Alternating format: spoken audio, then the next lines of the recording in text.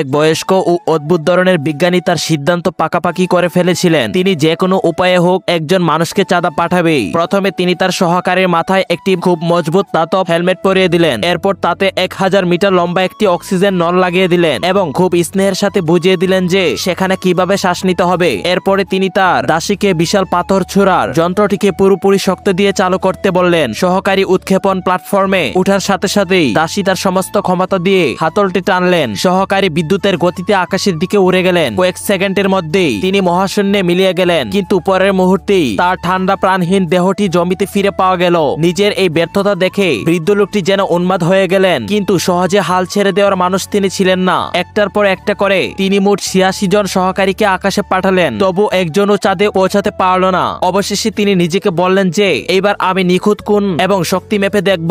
তিনি নিজেকে প্রস্তুত করতে থাকলেন, হেলমেট পরলেন, অক্সিজেন পাইপও লাগালেন, এমনকি কোমর বন্ধনী দিয়ে একটি সেফটি বেল্টও বেঁধে নিলেন।